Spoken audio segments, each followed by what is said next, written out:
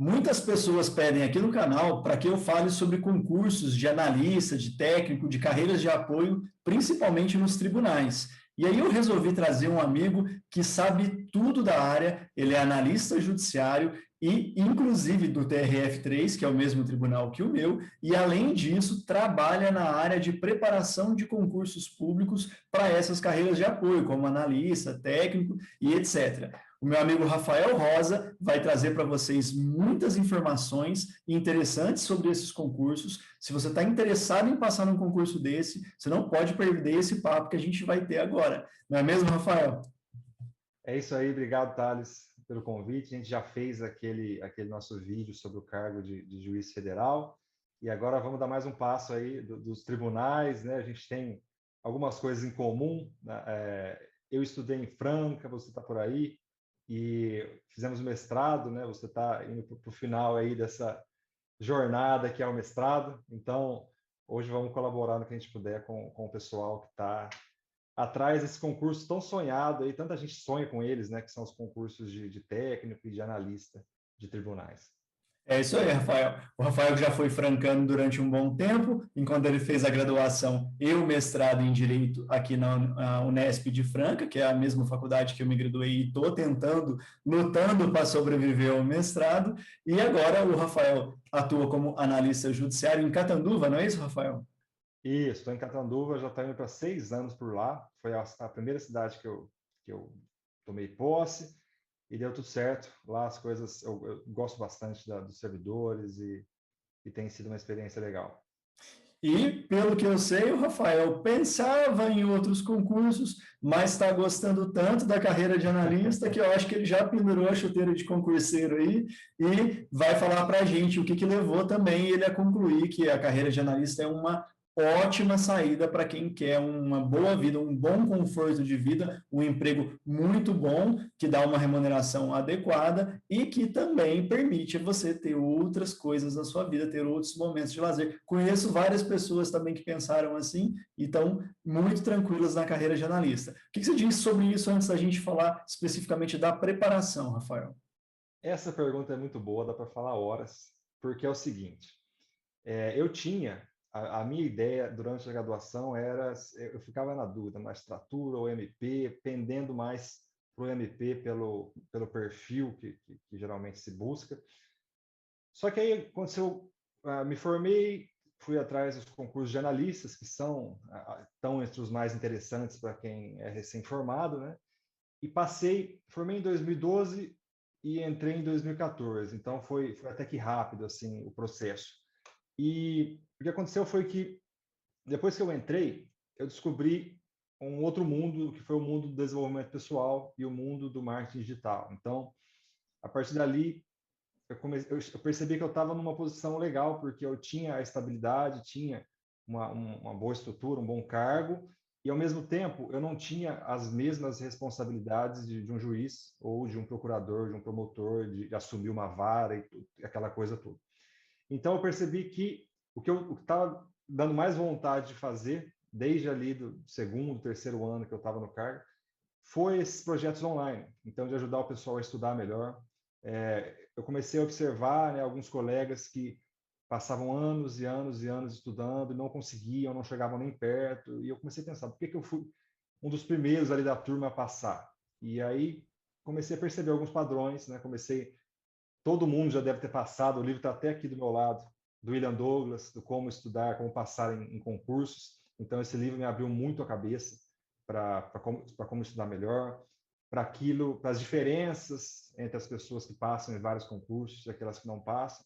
E isso começou a me chamar muito mais atenção do que, por exemplo, eu ter que assumir toda a responsabilidade, como eu falei, e a bronca de estudar também, que você sabe bem, o desafio que é, né? Se passar para analista já foi extremamente pesado, eu sabia que juiz ou procurador seria um outro nível.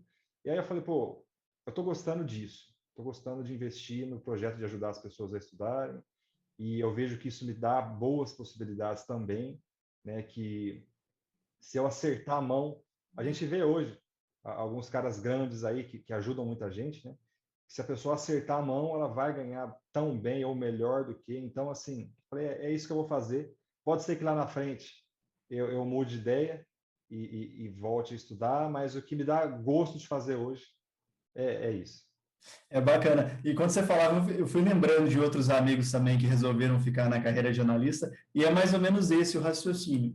Não é só querer passar em outra carreira, você vai ter que estudar, se dedicar, e às vezes você já tem um conforto, uma qualidade de vida que talvez não justifique você abrir mão disso para se matar durante horas estudando por uma coisa que você nem tem certeza se é aquilo mesmo que você quer para a sua vida. Então é bem isso. Um amigo meu que é analista, uma vez ele brincou assim comigo: ó, se você me der o cargo de juiz, promotor e etc, fala, não, é só você assinar aqui, você já é. Eu acho que eu assinaria, mas não é bem por aí, né? Tem todo um processo, eu tenho que me preparar. E eu não sei se eu quero isso para minha vida, ou seja, ser concurseiro é uma dúvida e não exatamente ser concursado. Então faz todo sentido isso.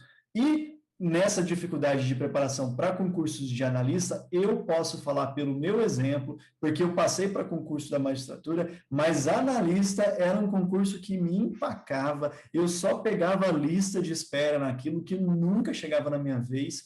A minha primeira nomeação para analista, eu já era juiz, só consegui efetivamente ser nomeado nesse concurso depois que já não resolvia mais para mim. Eu era técnico de tribunal, queria migrar para o cargo de analista, mas eu tinha muita dificuldade por causa das notas serem muito altas com aquelas provas em geral organizadas pela FCC, no caso dos analistas de tribunais federais. E você, Rafael, que já está se especializando na preparação de candidatos para concursos de analista, primeiro, fala para mim aí do seu canal, do seu trabalho, pode falar como que as pessoas fazem para te encontrar, e segundo, o que que você traz de conselhos para as pessoas conseguirem aquelas notas milagrosas para tomar posse na primeira lista de analista, né? Porque eu nunca consegui isso. Bom, vamos lá. Primeiro, as pessoas me encontram no Dá Para Passar, então em quase todas as redes eu uso esse nome, no YouTube Dá Para Passar, no Instagram e também no blog, que é o daparapassar.com.br. E nesses canais eu falo, então, principalmente sobre estratégias de estudo, estratégias de memorização e aprendizagem acelerada, que eu percebi que a grande diferença para mim foi a estratégia mesmo, e que é o que eu vejo como um padrão, né, daquelas pessoas que a gente olha e fala, o cara foi aprovado em X concurso. Geralmente eles entenderam o jogo dos concursos, né? E no meu caso, por exemplo, uma coisa que eu percebi na época, quando eu fiz a minha prova, né, a prova era da FCC, e eu percebi que a FCC tinha aquela fama na época de a fundação copia e cola. Então eu comecei a olhar as provas, eu falei, é isso mesmo, para que eu vou? Eu estava fazendo o cursinho Carreiras Jurídicas do LFG na época, então ele aprofundava, né, pensando em quem queria as carreiras jurídicas. Mas aí eu percebi, falei, peraí, eu tô vendo essa aula aqui, o cara está aprofundando lá no direito penal, está indo lá no Teoria. mas eu nunca vi uma questão disso, eu fazia muita questão. E eu comecei a prestar atenção, falei, peraí, tem uma coisa errada aqui, né? Então chegou um ponto, que a hora que eu decidi que eu queria prestar aquele concurso, que eu nem ia mais nas aulas, eu tinha pago por sim, mas aí eu pergunto, né, quantas pessoas teriam coragem de, eu paguei esse cursinho e não vou na aula, porque fica aquela obrigação, aquela coisa na cabeça, É não, verdade. porque está pago, eu tenho que ir. E aí meus cadernos do Carreiras Jurídicas eu praticamente abandonei, porque eu falei, isso aqui não é para agora. Agora meu negócio vai ser a lei seca. Então eu lembro que praticamente o que eu fiz foi decorar a lei seca o máximo que eu pude. E no direito penal, e no direito penal eu pegava uma coisinha ou outra do básico da doutrina, porque eu via que eles pediam, mas foi isso. E tem gente que às vezes insiste, né, eu estudei assim a vida inteira, eu gosto de estudar doutrina, e a pessoa vai e domina a doutrina, mas chega lá o cara pede o prazo e tal. Então, a gente tem que estar... A primeira dica é essa, né? De entender a banca que você está fazendo, entender se você vai ser mais cobrado em texto de lei, ou se vai ter que estudar mesmo a jurisprudência e a doutrina, porque é uma coisa que sempre perguntam, como é que eu estudo jurisprudência e doutrina? Eu falo, na minha prova, eu simplesmente não estudei jurisprudência. Mas onde já se viu? Não, mas deu certo. Então, assim, isso que a gente tem que prestar atenção, né? Talvez hoje a banca que vai fazer a sua prova é outro funcionamento e eles vão pedir, então tem que fazer esse estudo ou tem que ter alguém para te ajudar, te orientar nisso. Porque tem que jogar o jogo dos concursos mesmo e, mas eu acho errado. Que pena, né? Porque tenta entrar para depois você mudar. É mais fácil você mudar lá de dentro do que como um concurseiro, né? É verdade. Entender as regras do jogo é importantíssimo, mas isso que você falou no final, eu concordo integralmente e falo isso com os meus amigos desde a minha época de vestibular. Você tem as suas opiniões, tem suas críticas, as suas inseguranças, mas isso não muda a prova. Então, se você acha que a prova do vestibular, do concurso de nível médio, do concurso de nível superior, do concurso de juiz está errada, isso não muda a prova vai continuar lá. Então, se você quer passar ou você quer debater a prova? Então, aí você tem que entender qual que é a estratégia de ação que você vai ter. Concordo integralmente que se a prova está pedindo mais lei seca e não está cobrando nada de doutrina e de jurisprudência, não faz o menor sentido você ficar focando nisso. E aí que entra um outro ponto, a possibilidade de a gente dialogar com mais de um edital. Recebo muito essa pergunta aqui, porque o pessoal gosta de fazer vários concursos, eu fui desses, sei como é que é, abre um edital, você já está querendo, abre outro, você está querendo. E aí, uma coisa que eu percebi que era possível desde a minha época de graduação é conciliar editais de técnico com editais de analista. Porque, em geral, o edital de analista só é um pouco mais amplo, só que ele não inclui aquelas matérias como matemática, alguns não têm nem raciocínio lógico e informática, e os de técnico geralmente têm. Mas é possível, né, montar uma estratégia de sair fazendo técnico e analista, né? Uma coisa, eu não sei se você concorda, mas o que eu sugiro sempre, né, quando as pessoas me perguntam por onde começar a estudar, ou como é que eu divido meu estudo de lei seca e doutrina, a minha dica e a estratégia, eu falo, se eu fosse começar hoje, o que eu faria seria parecido com o que eu fiz. Comece pela lei seca, porque ela vai ser exigida em qualquer nível, né? Você pode, desde o técnico até a magistratura, você vai ter que Sim. saber o básico ali do constitucional, do processo civil, do penal. Então, assim, domina. Quando você estiver bem a lei seca, falou, pô, já estou acertando bem as questões, já memorizei tudo. Aí você pode pensar em complementar, partir para a doutrina, partir para súmulas, alguma coisa assim.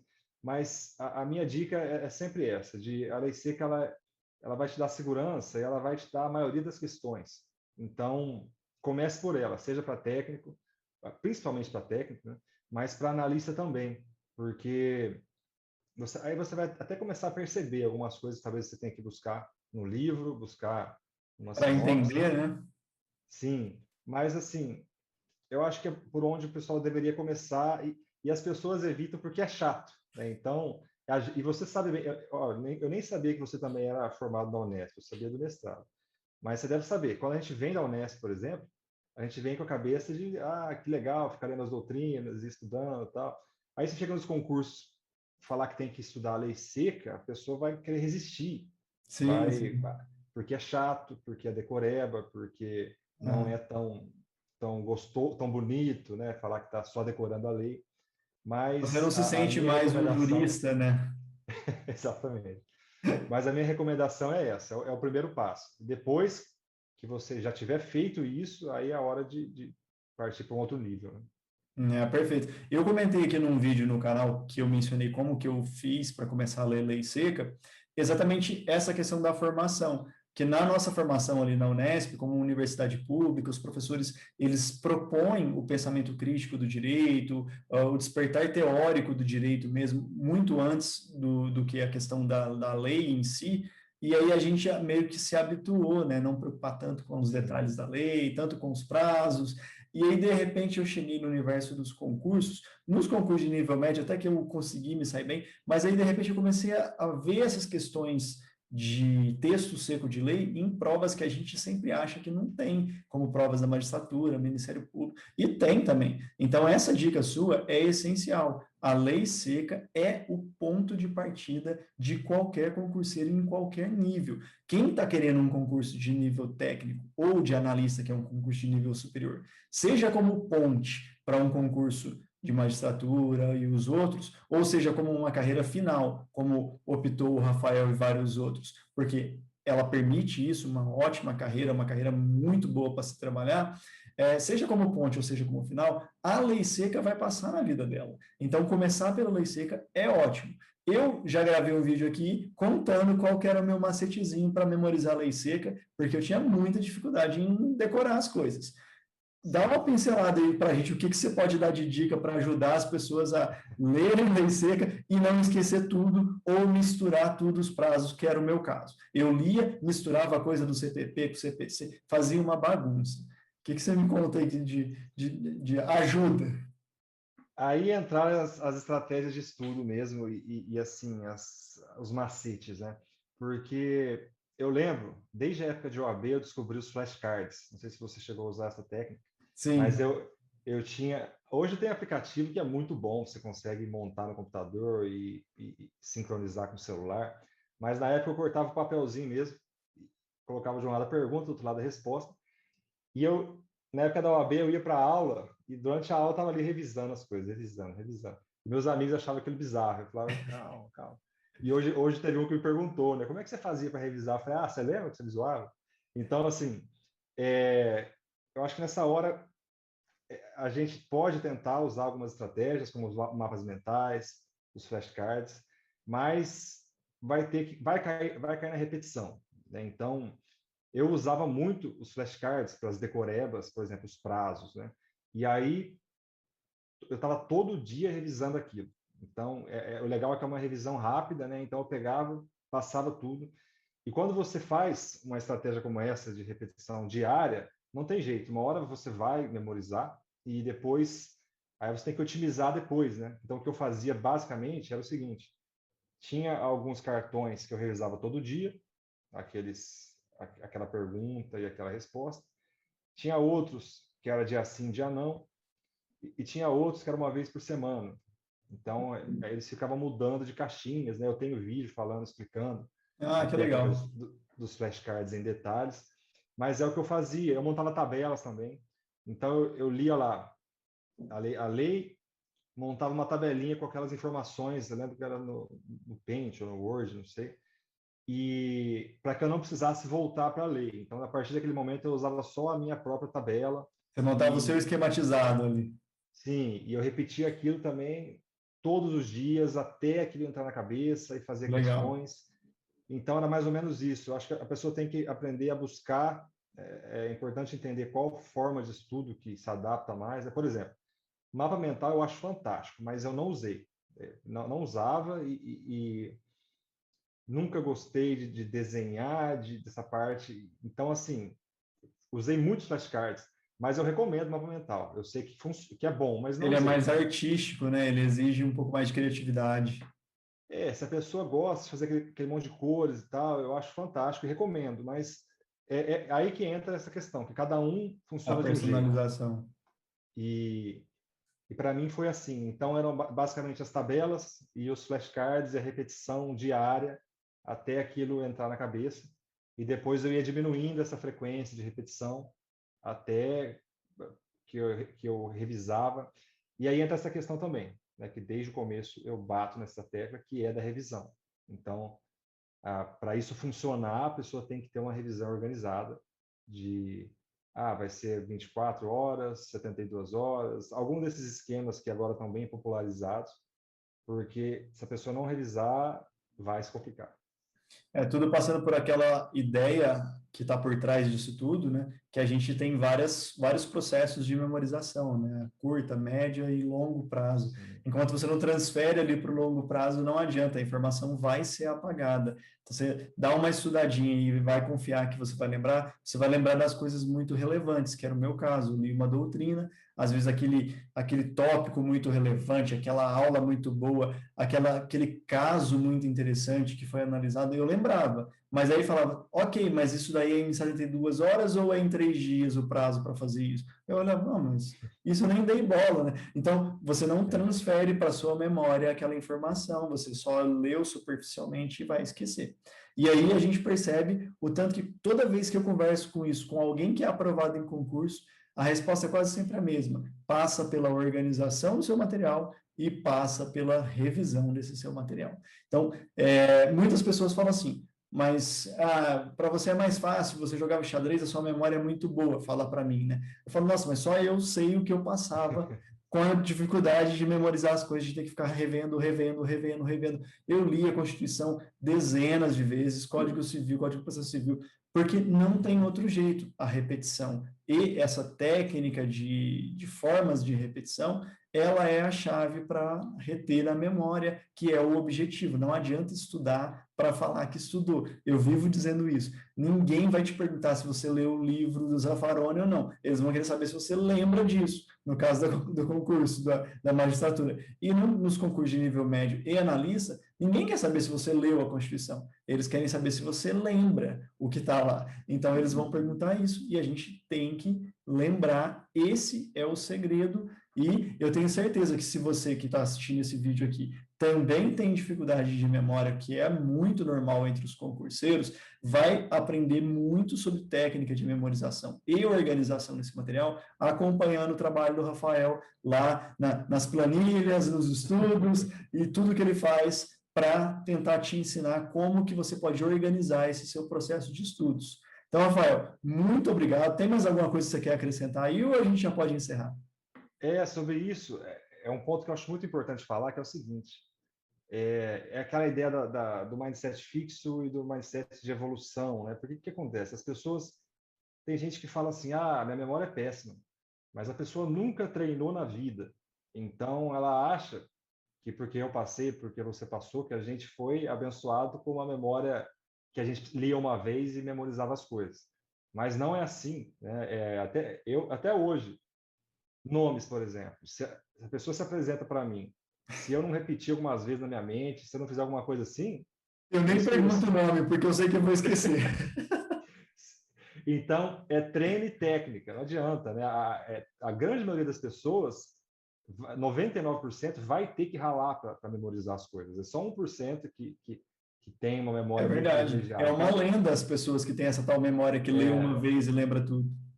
Então, assim, se você nunca se dedicou para treinar a sua memória para valer, você não pode dizer que sua memória é ruim, né? Porque ela pode ser muito desenvolvida ainda. Eu gosto da história Eu aprendi muito com o Alberto Delisola, que é o campeão brasileiro de memória, que é um cara que tem que sabe muito de aprendizagem também. E ele fala isso, que ele era um cara que ele começou a estudar memória porque ele conta essa história, que ele ia no shopping de carro e ia embora a pé, porque ele não lembrava, que ele tinha umas coisas de louco, assim. E ele se tornou a melhor memória. Por quê? Porque treino e técnica, né? Então, o caminho para os concursos, eu acho que é esse. A pessoa... Vale a pena usar as técnicas, você descobrir essas técnicas avançadas, mas tem que ralar também a parte do treino, né? E organizar esse treino é a melhor parte de todas. Por isso que é importante entender como funciona o seu próprio processo de memória, porque cada um tem o seu, e, a partir disso, organizar a sua rotina de estudos em cima do que funciona melhor para você. E por isso que vale a pena correr atrás de uma personalização disso e não ficar só no feijão com arroz de todo mundo, né? É isso aí.